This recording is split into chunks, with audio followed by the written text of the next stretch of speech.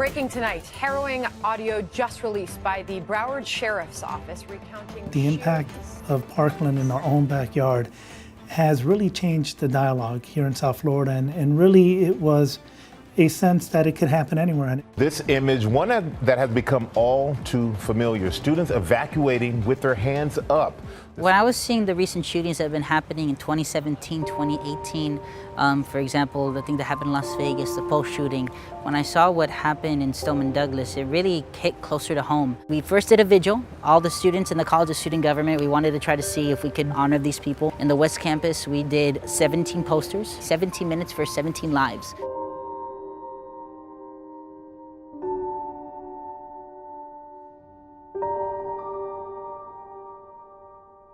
It did impact me personally to the point where I felt that we needed to be present, be supportive of Marjory Stoneman Douglas. We needed to represent Miami-Dade College at the March for Our Lives, and students from all around the country. It was the largest march in American history.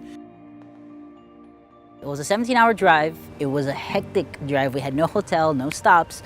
But then when we got to Washington, D.C., you just see a big difference, because I'd never been to D.C., and everything was closed except the road where we could do the march itself. I saw thousands of people wanting to desire change from different creeds, different backgrounds, young and old, different races, left or right, conservative, all fighting for this one specific cause, which is gun violence. You know, the event moved from students being very fired up to moments of somber recollection, somber reflection on what had taken place, not only just at Parkland, but all of the victims of gun violence. They also reflected on the fact that they felt very much empowered, like their voice mattered, like they, for the first time, are able to engage in this dialogue to make a difference. It happened to students that were of age. A lot of people talk about students being the future. Students are not the future, they're the present. Their time is now, and they have been educated on how to participate in our process. We probably have one of the strongest civics education programs in the country. We give these kids civics education not only in middle school and high school, and what the students at Parkland had was a great civics educational program from their teachers, from faculty, from students, from other students, and the school system that really taught them how to be involved citizens.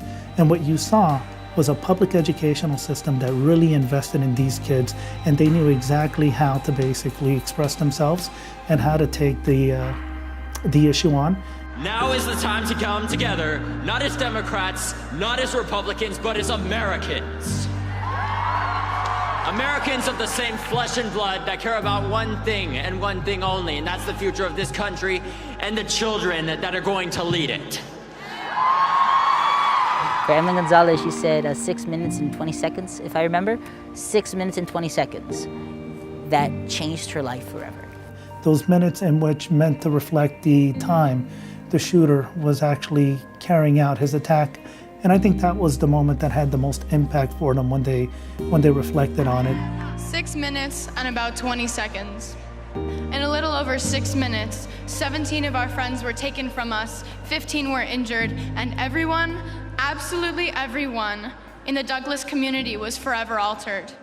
Even though the federal government is large, the local government that sits within the state and that's our counties, they're the ones that influence the most. Why? Because we live there. We don't own the nation as a whole. So I recommend you contact first those local governments, those senators, those state senators that influence what's going on in our very homes. It's very important that they understand that they're citizens of a free society. They're not subjects. They're not subjugated to a king. They're not subjugated to government, but quite the other way around. If we're serious about being a democracy in which the people rule, then these students, these adults, which are of age, must understand that they must participate, and participation takes more than just occupying Wall Street. They must occupy a voting booth, but more than occupying a voting booth, they must march.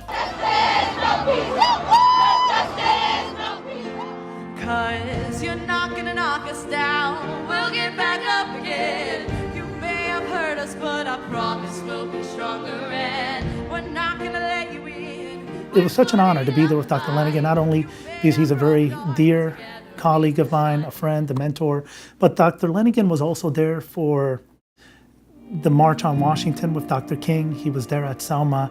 He's a figure here at Miami-Dade College who's really a legend here at the college. He's one of our treasures. And he was there for all of these national events. And for him to say that this is one of the great historical marches really meant a lot. And I do feel like I was a witness and someone who could testify to history being made that day. And it was being made by our students at Miami-Dade College. Well, first I want to thank Miami-Dade College for giving me and many other students the opportunity to go to Washington, D.C. I know there are not many people who had the opportunity to go, but went to their cities for the march. Here at Miami-Dade College, when we said the students were eager to go, they've always been very supportive, and we have always enjoyed the support of our administration. I would like to thank Dr. Eduardo Padron for being our college president and being very supportive of our initiatives.